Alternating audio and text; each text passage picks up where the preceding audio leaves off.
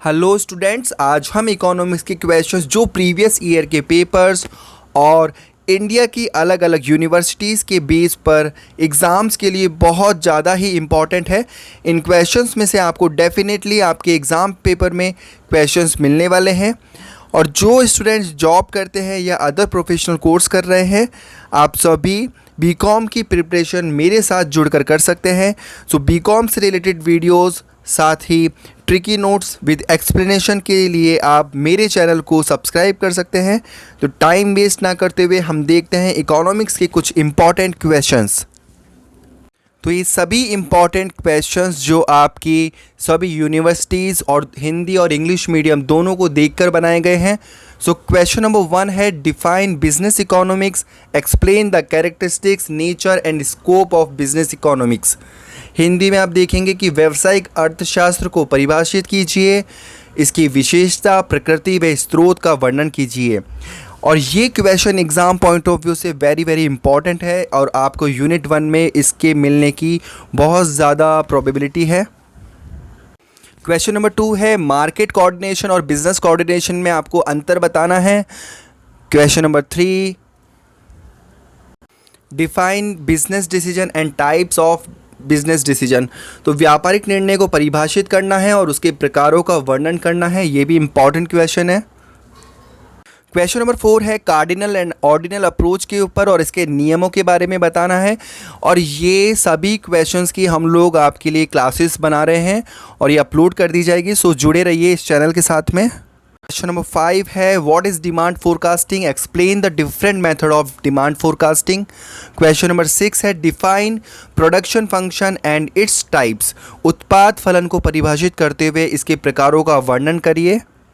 तो question number 7 है, explain the law of return to scale with the help of ISO product curves. उत्पाद वक्र की सहायता से पैमाने के प्रतिफल के नियम की व्याख्या कीजिए। अब जो क्वेश्चन है वो सबसे इम्पॉर्टेंट है यूनिट 3 के लिए। आपकी यूनिवर्सिटीज़ के एग्ज़ाम्स में ये क्वेश्चन उनका फेवरेट है। सो क्वेश्चन नंबर 8 है, what are the different kind of cost, what their relationship with revenue. और टाइप ऑफ कोस्ट आप देख लीजिए, average cost, marginal cost, fix cost, variable cost होते हैं। लागत के विभिन्न प्रकार बताइए और उनका आगम के साथ संबंध भी बताइए। तो इस क्वेश्चन को आप अच्छे से कर लीजिएगा। Question number 9, what do you understand by perfect competition, how is price determined under perfect competition in a firm and industry, explain. पूर्ण प्रतियोगिता से आप क्या समझते हैं? पूर्ण प्रतियोगिता बाजार में फर्म व उद्योग के लिए उनका मूल्य निर्धारण का वर्णन करना है आपको इस क्वेश्चन में। और ये क्वेश्चन भी बहुत इंपॉर्टेंट माना जाता है। Next question 10, what is oligopoly, how the price and output determined under it.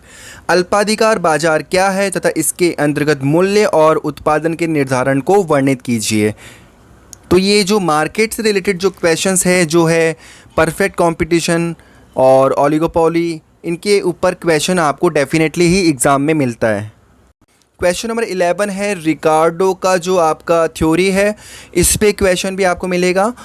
तो इसकी आधुनिक अवधारणा के बारे में भी बताइए। तो रिकार्डो के किराए की अवधारणा या फिर मॉडर्न अप्रोच के बारे में क्वेश्चन आ सकता है। तो ये दोनों ही एक ही क्वेश्चन है, तो इसे भी अच्छे से कर लीजिएगा। इन सभी क्वेश्चंस के नोट्स आपको टेलीग्राम चैनल पे मिल जाएंगे, उसका लिंक आपको डिस्क्रिप्शन में मिलेगा। सो क्वेश्चन नंबर 12 है, define national income, explain the relationship between national income and economic welfare. National income जो है हर यूनिवर्सिटीज़ का फेवरेट क्वेश्चन है।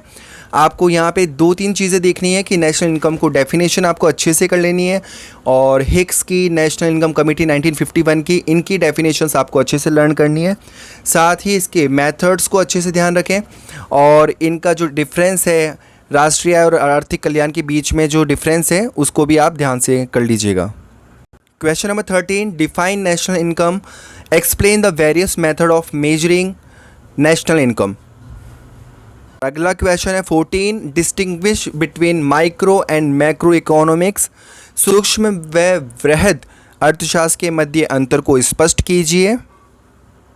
क्वेश्चन नंबर 15 है, define the law of return to scale and state the assumption. पैमाने के प्रतिफल का बताइए और उसकी अवधारणा को भी स्पष्ट कीजिए। सो ये सभी 15 क्वेश्चंस आपके यूनिवर्सिटीज़ के एग्ज़ाम के लिए बहुत ज़्यादा ही इंपॉर्टेंट है, तो इन्हें अच्छे से कर लीजिए। इसके नोट्स और इसके वीडियो क्लासेस हम लोग इस चैनल पे अपलोड कर देंगे, तो इन्हें भी आप देख सकते हैं। सो प्लीज़ सब्सक्राइब करिए अगर चैनल को, अगर आपको लगता है कि ये आपके लिए फ्रूटफुल है। Thank you.